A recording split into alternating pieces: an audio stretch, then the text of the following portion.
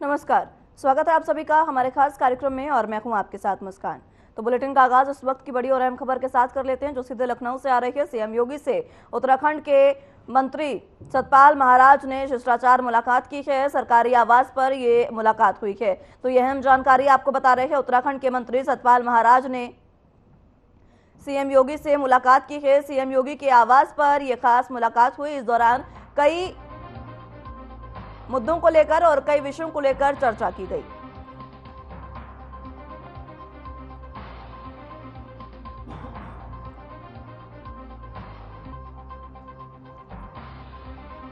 तो बता दें कि सीएम योगी ने मुलाकात की है उत्तराखंड के मंत्री सतपाल महाराज से। सतपाल महाराज ने उनसे मुलाकात की और सरकारी आवास पर यह मुलाकात हुई है। इस दौरान कई मुद्दों पर चर्चा हुई।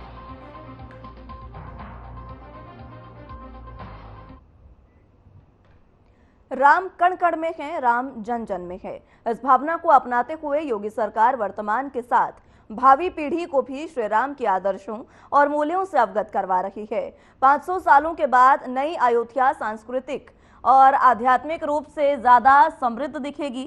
जब 22 जनवरी 2024 को प्रधानमंत्री नरेंद्र मोदी के कर कमलों से मर्यादा पुरुषोत्तम श्री राम अपने भव्य मंदिर में विराजमान होंगे। इस अवसर पर योगी सरकार अद्वितीय, अविस्मरणीय और अलौकिक बनाएगी। एक तरफ जहां देश विदेश के कलाकार रामायण आधारित रामलीला की प्रस्तुति देंगे, तो वहीं लोक परंपराओं पर आधारित सांस्कृतिक कार्यक्रम भी इस दौरान प्रस्तुत किए जाएंगे। मानना है कि लोक परंपराओं में प्रभु श्री राम विद्यमान है। रामोत्सव के लिए Nepal, Cambodia, Singapore, Sri Lanka, Thailand, Indonesia जैसे देशों के रामलीला मंडलियों के कलाकारों को आमंत्रित किया जा रहा है। साथ ही महाराष्ट्र, मध्य प्रदेश, हिमाचल प्रदेश, उत्तराखंड, हरियाणा, कर्नाटक, सिक्किम, केरल, छत्तीसगढ़, जम्मू कश्मीर, लद्दाख और चंडीगढ़ की मंडली भी श्री राम के जीवन पर आधारित विभिन्न प्रसंगों की प्रस्तुतियां देगी। तुलसी भवन स्मारक स्थित तुलसी मंच पर देश और विदेश की विभिन्न रामलीलाओं का मंचन प्रस्तावित है। रामलीला मंचन के लिए सरकार की तरफ से 2 करोड़ रुपए की धनराशि खर्च की जाएगी। लोक परंपराएं समाज में प्रभु श्री राम के आदर्शों को अपनी प्रस्तुतियों के माध्यम से जीवंत बनाए हुए हैं। उनके आदर्श वर्तमान के साथ भावी पीढ़ी को भी प्रेरणा देते रहेंगे। जनवरी में पूरे विश्व से लाखों श्रद्धालु अयोध्या और प्रदेश के अन्य महत्वपूर्ण धार्मिक सांस्कृतिक शहरों की यात्रा करेंगे। इसे ध्यान में रखते हुए कार्यक्रमों के आयोजन की तैयारी है। मुख्यमंत्री योगी आदित्यनाथ विभिन्न कार्यक्रमों के माध्यम से अन्य प्रांतों के श्रद्धालुओं को अयोध्या दर्शन का आमंत्रण दे चुके हैं। मुख्यमंत्री योगी आदित्यनाथ गौरक्ष पीठाधीश्वर भी हैं। आध्यात्मिक रूप से उन्होंने उत्तर प्रदेश को नई पहचान दी है। अयोध्या में होने वाले सांस्कृतिक और आध्यात्मिक कार्यक्रमों को भी आस्था के सम्मान से जोड़कर रखा गया है। कार्यक्रमों के लिए राम कथा पार्क में पुरुषोत्तम मंचन,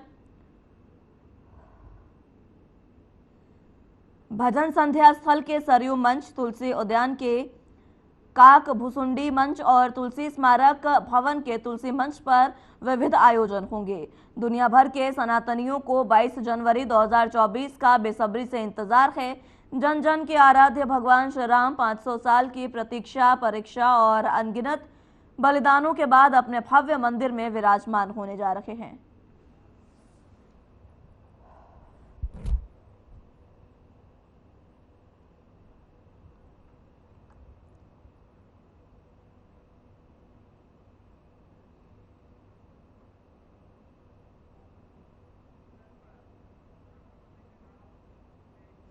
उत्तर प्रदेश के पर्यटन और संस्कृति मंत्री जयवीर सिंह ने नए स्टार होटल वर्गीकरण पोर्टल का उद्घाटन किया। इस मौके पर उन्होंने कहा कि होटलों के इस वर्गीकरण से उनकी और रिसोर्ट्स गुणवत्ता, सेवाओं और समग्र सुविधाओं, साथ ही अतिथि अनुभव के आधार पर किया गया है। इससे होटलों के कारोबार को गति मिलेगी। नई संशोधित वर्गीकरण प्रणाली में 5 अलग अलग श्रेणियां शामिल की गई हैं। उन्होंने कहा कि नई स्टार होटल वर्गीकरण प्रणाली के लाभ बहुआयामी हैं। इस प्रणाली के अंतर्गत मान्यता प्राप्त होटल कई प्रकार के प्रोत्साहनों के पात्र होंगे और उन्हें उद्योग मानक के तहत सब्सिडी और टैक्स का लाभ मिलेगा। मंत्री ने कहा कि पर्यटन विभाग ने प्रदेश के संचालित होटलों और रिसोर्ट्स के स्टार वर्गीकरण की मंजूरी के लिए एक नई स्टार वर्गीकरण प्रणाली शुरू की है। इसका उद्देश्य राज्य में अधिक होटल कमरों की उपलब्धता, बेहतर सुविधाओं के साथ हॉस्पिटैलिटी उद्योग में सुधार के साथ साथ होटल और रिजॉर्ट्स को उद्योग के बराबर सब्सिडी और प्रोत्साहन प्राप्त होगा। मंत्री जयवीर सिंह ने कहा कि उत्तर प्रदेश अपने सांस्कृतिक विरासत, ऐतिहासिक स्थलों और जीवंत शहरों के लिए जाना जाता है। राज्य सरकार लगातार पर्यटन उद्योग को बढ़ावा दे रही है। उन्होंने कहा कि नई प्रणाली में प्रतिभाग और जानकारी के लिए यूपी पर्यटन विभाग ने अपनी आधिकारिक वेबसाइट पर न्यूनतम शुल्क के साथ न्यू होटल स्टार वर्गीकरण सिस्टम में आवेदन करने के लिए एक समर्पित ऑनलाइन पोर्टल शुरू किया है।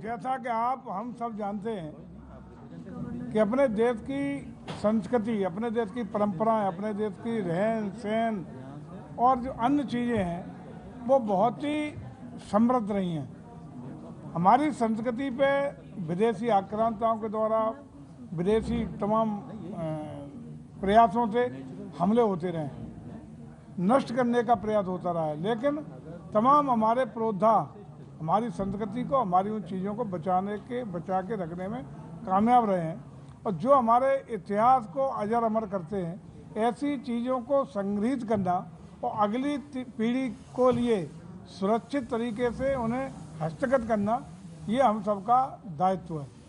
इसी क्रम में अवध की संस्कृति के लिए आज अवध बीतका का यहाँ आज उसका शुरुआत हुई है। उसमें आप देख रहे होंगे कि अवध की संस्कृति, अवध की मान्यताएं, परंपराएं, संस्कार, तमाम चीज़ों को लेकर के बहुत सारी चीज़ें आपने स्वयं देखी हैं। तो ये हमारी पीढ़ी के लिए प्रेरणादायक रहें, नए पीढ़ी के लोग उसको देखें, जानें, समझें। इसी की दृष्टि से हमारे जो भी प्रदेश सरकार के संस्कृति विभाग के द्वारा संचालित संग्रहालय हैं, म्यूजियम्स हैं, इनके द्वारा प्रयास होता है कि हमारा इतिहास, हमारी वो महत्वपूर्ण बहुमूल्य चीज़ें सुरक्षित रहें, संरक्षित रहें और अगली पीढ़ी को संदेश देने का कि हमारी परंपरा क्या रही, हमारा रहन सहन क्या रहा, हमारा दैनिक जो हमारी क्रिया थी, कि हमारा मनोरंजन कैसा होता था, खान पीन कैसा होता था, दिनचर्याएँ क्या थी, हमारी कला क्या थी, संगीत क्या था, मान्यता क्या थी, परंपरा क्या थी, ये हम लोग अगली पीढ़ी को सौंप सकें, ताकि इतिहास को जानते हुए अगली पीढ़ी सीख ले और अपने जो संस्कार हैं उन पर भारतीय संस्कृति, अपनी मान्यताएं, परंपराएं, विरासत को हम लोग सुरक्षित रह सकें, सुरक्षित रख सकें। इसी का प्रयास किया जाता रहा है और आज अवध की बीतका के द्वारा अवध का इतिहास, अवध की इन्हीं चीज़ों को लेकर के सारी चीज़ें प्रदर्शित करने का काम हुआ है, जिसका आज शुरुआत हुई है। उस समय के राजकाज को भी प्रदर्शित करते हैं। कब प्रारंभ हुए सिक्के, किस तरीके से, जहां उसका ज्ञान मिलता है, उसके साथ ही साथ ये भी पता चल जाता है कि किस तरीके से समाज में हम लोग रहते, काम करते, आर्थिक और सामाजिक कैसे विकसित रहे होंगे। बहुत सारे ऐसे नवाब, बहुत सारे ऐसे बाहर के लोग जो आए यहीं पर, यहाँ की संस्कृति को उन्हें आत्मसात करने के लिए मजबूर होना पड़ा। इतनी मजबूत है हमारे देश की संस्कृति कि उसके बिना कोई चल नहीं पाया। बाहर से लोग आए, लेकिन या तो वो यहीं के होके रह गए या फिर यहाँ की संस्कृति को उन्होंने अंगीकृत कर लिया। जैसे आर्किटेक्चर है, आर्किटेक्चर में बहुत सारे पर्शियन एलिमेंट्स आए, लेकिन यहाँ की बहुत सारे एलिमेंट्स को उन्होंने साथ में जोड़ लिया। इसलिए हम उसको पर्शियन आर्किटेक्चर नहीं कहते, उसको इंडो इस्लामिक आर्किटेक्चर कहते हैं।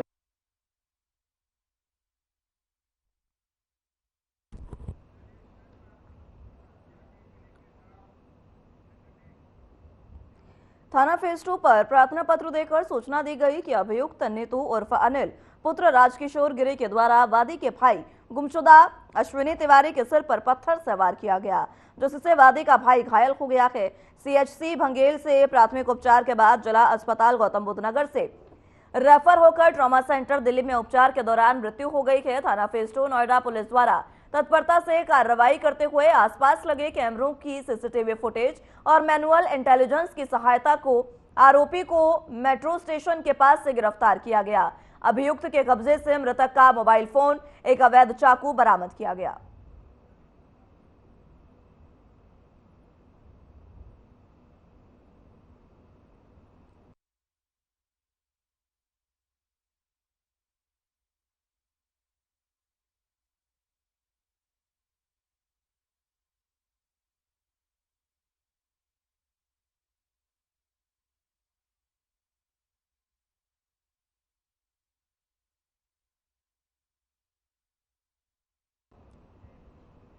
गौतम बुद्ध नगर की थाना एक्सप्रेसवे नोएडा पुलिस ने बाइक चोरी करने वाले 2 चोरों को गिरफ्तार किया है।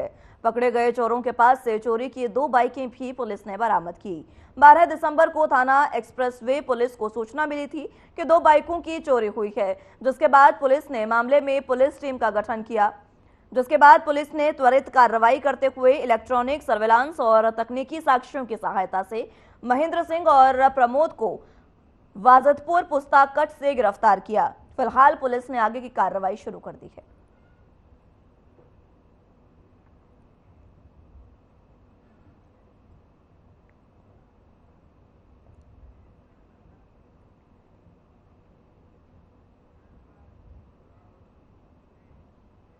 छत्तीसगढ़ के नए मुख्यमंत्री विष्णुदेव साय और मंत्रियों ने पद और गोपनीयता की शपथ ली। शपथ ग्रहण कार्यक्रम साइंस कॉलेज मैदान में रखा गया। महोदय, नवनियुक्त उप मुख्यमंत्री श्री अरुण साव अपने पद तथा गोपनीयता की शपथ ग्रहण करने के लिए यहाँ उपस्थित हैं। निवेदन है कि कृपया नवनियुक्त उप मुख्यमंत्री को पद एवं गोपनीयता की शपथ ग्रहण कराएं। मैं अरुण साव ईश्वर की शपथ लेता हूं कि मैं विधि द्वारा स्थापित भारत के संविधान के प्रति सच्ची श्रद्धा और निष्ठा रखूंगा। मैं भारत की प्रभुता और अखंडता अक्षुण्ण रखूंगा। मैं छत्तीसगढ़ राज्य के उप मुख्यमंत्री के रूप में अपने कर्तव्यों का श्रद्धापूर्वक और शुद्ध अंतःकरण से निर्वहन करूंगा तथा मैं भय या पक्षपात, अनुराग या द्वेष के बिना सभी प्रकार के लोगों के प्रति संविधान और विधि के अनुसार न्याय करूंगा।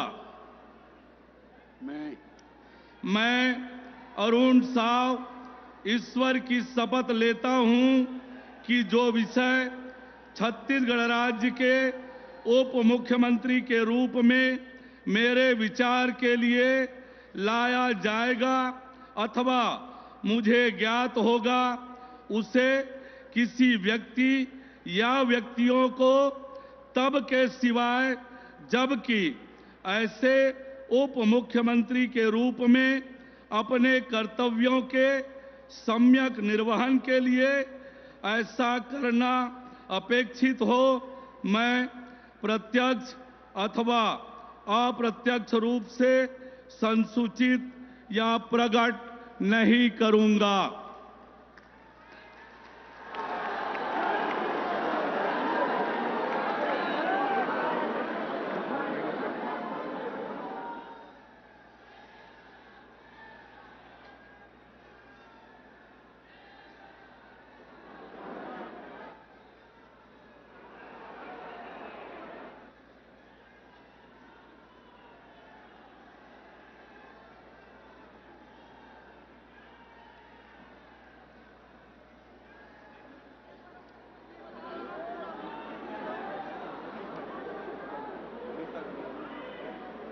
महोदय, नवनियुक्त उप मुख्यमंत्री श्री विजय शर्मा अपने पद तथा गोपनीयता की शपथ ग्रहण करने के लिए यहाँ उपस्थित हैं। निवेदन है कि कृपया नवनियुक्त उप मुख्यमंत्री को पद एवं गोपनीयता की शपथ ग्रहण कराएं।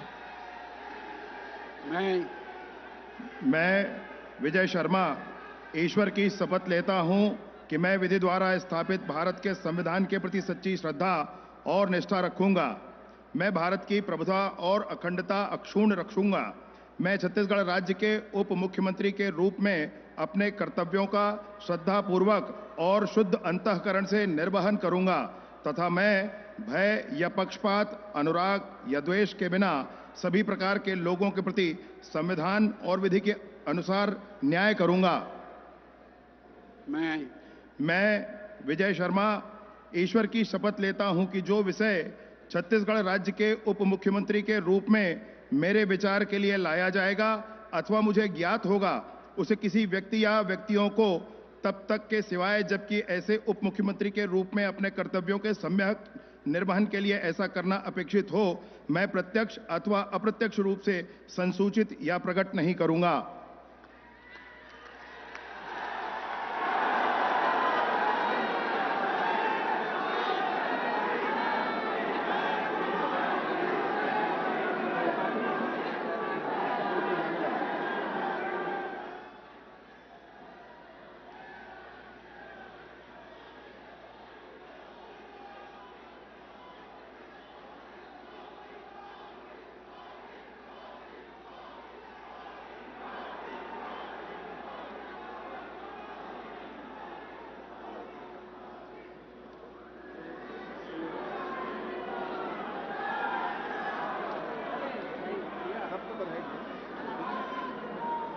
माननीय राज्यपाल महोदय, आज की कार्यवाही समाप्त घोषित करने के लिए क्या आपकी अनुमति है?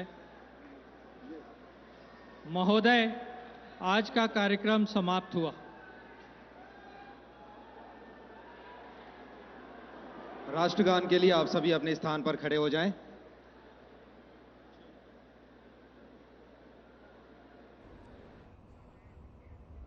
मध्य प्रदेश में नवनिर्वाचित सरकार के लिए शपथ ग्रहण समारोह का आयोजन किया गया, जिसमें प्रधानमंत्री नरेंद्र मोदी ने भी शिरकत की।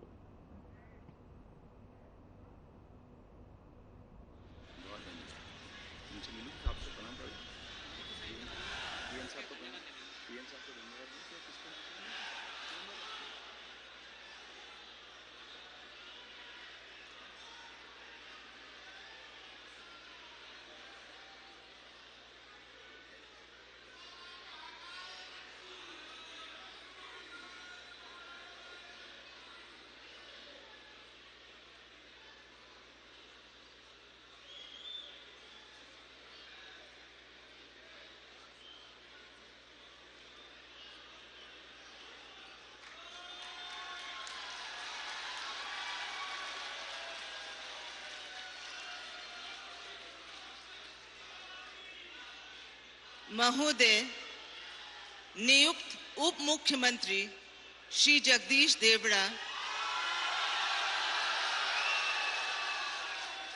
अपने पद तथा गोपनीयता की शपथ ग्रहण करने के लिए यहाँ उपस्थित हैं।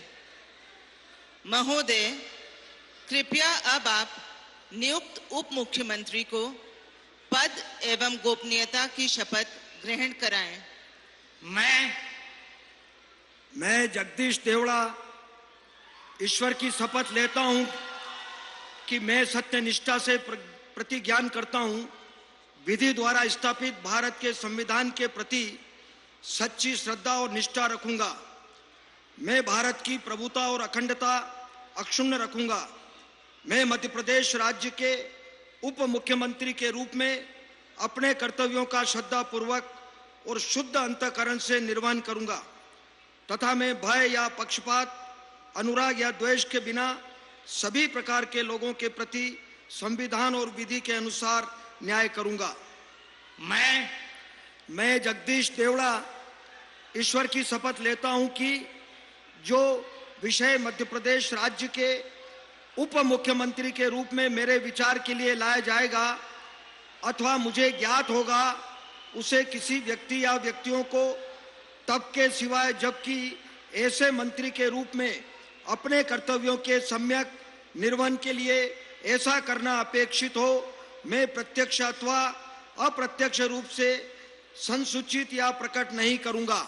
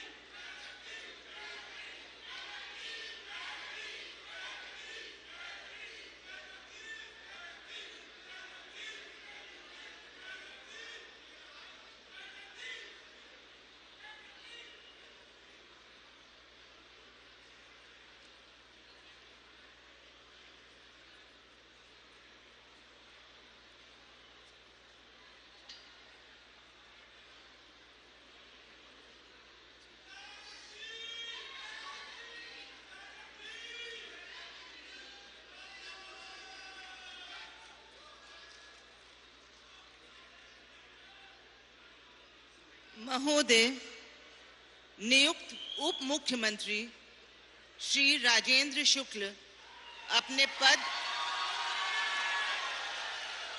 तथा गोपनीयता की शपथ ग्रहण करने के लिए यहां उपस्थित हैं। महोदय, कृपया अब आप नियुक्त उप मुख्यमंत्री को पद एवं गोपनीयता की शपथ ग्रहण कराएं। मैं राजेंद्र शुक्ला ईश्वर की शपथ लेता हूं कि मैं विधि द्वारा स्थापित भारत के संविधान के प्रति सच्ची श्रद्धा और निष्ठा रखूंगा। मैं भारत की प्रभुता और अखंडता अक्षुण्ण रखूंगा। मैं मध्य प्रदेश राज्य के उप मुख्यमंत्री के रूप में अपने कर्तव्यों का श्रद्धापूर्वक और शुद्ध अंतःकरण से निर्वहन करूंगा तथा मैं भय या पक्षपात, अनुराग या द्वेष के बिना सभी प्रकार के लोगों के प्रति संविधान और विधि के अनुसार न्याय करूंगा। मैं राजेंद्र शुक्ला ईश्वर की शपथ लेता हूं कि जो विषय मध्य प्रदेश राज्य के उप मुख्यमंत्री के रूप में मेरे विचार के लिए लाया जाएगा अथवा मुझे ज्ञात होगा, उसे किसी व्यक्ति या व्यक्तियों को तब के सिवाय जबकि ऐसे मंत्री के रूप में अपने कर्तव्यों के सम्यक निर्वहन के लिए ऐसा करना अपेक्षित हो, मैं प्रत्यक्ष अथवा अप्रत्यक्ष रूप से संसूचित या प्रकट नहीं करूंगा।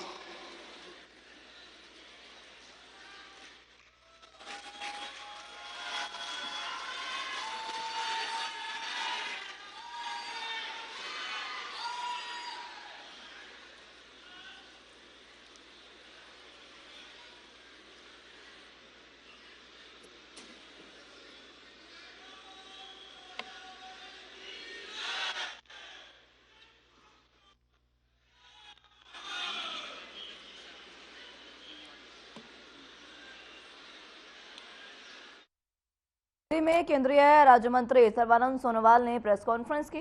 प्रेस कॉन्फ्रेंस में उन्होंने क्या कुछ कहा, सुनाते हैं आपको।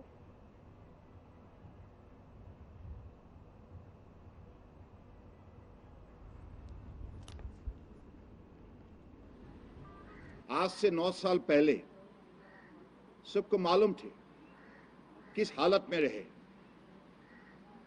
नॉर्थ ईस्ट इंडिया का मतलब उसी कालखंड में देश के अलग अलग प्रांतों में यही सरसा हुआ था कि वहां आतंकवादियों का गतिविधियां, हिंसा, violence, kidnapping, extortion, law and order इस हालत में रहे। नॉर्थ ईस्ट के जनता सुबह शाम निश्चित होकर उस सड़क में घूम नहीं सकते थे। ऐसे एक हालत कांग्रेस ने 7 साल में नॉर्थ ईस्ट को बनाया। कांग्रेस की उनकी जो शासन व्यवस्था इतना कमजोर रहे और खास करके उन्होंने 7 साल की कार्यकाल में जो दुर्नीति घोटाला को उन्होंने जैसे अपनाया, इसके वजह से वहां कोई रूल ऑफ लॉ थे नहीं और इसलिए हर नागरिक असुरक्षित रहे, अनिश्चित रहे। हमारा भविष्य क्या होगा, कौन देगा हमें सुरक्षा, कौन देगा हमें शक्ति और संभावना। कौन देगा हमें स्वाभिमान से जीने का माहौल, ऐसे हजारों सवाल ने नॉर्थ ईस्ट के हर नागरिक को घेर के रखे थे और उसी अनिश्चित एक जीवन उनको जीने के लिए कांग्रेस सरकार ने मजबूर किया था। लेकिन 2014 में जब बीजेपी लेड एनडीए सरकार बने और नरेंद्र मोदी जी देश के प्रधानमंत्री बने, तब से प्रधानमंत्री जी ने नॉर्थ ईस्ट को विशेष रूप से ध्यान दिया और नॉर्थ ईस्ट की गरिमा, नॉर्थ ईस्ट की इतिहास, इन चीजों को उन्होंने सही अध्ययन और अनुसंधान से नॉर्थ ईस्ट को सुरक्षा, शांति और प्रगति देने के लिए प्रतिबद्ध हुई और उन्होंने 9 साल जिस हिसाब से नॉर्थ ईस्ट के विकास के लिए नीति अपनाया, नॉर्थ ईस्ट की विकास के लिए कार्यक्रम रचना की और नॉर्थ ईस्ट विकास के लिए उन्होंने केंद्रीय मंत्रालय की सभी काउंसिल ऑफ मिनिस्टर की सभी मंत्री को यह निर्देश जारी की कि नॉर्थ ईस्ट को विशेष ध्यान देना होगा। फिलहाल के लिए मेरे साथ इस बुलेटिन में बस इतना ही। नमस्कार।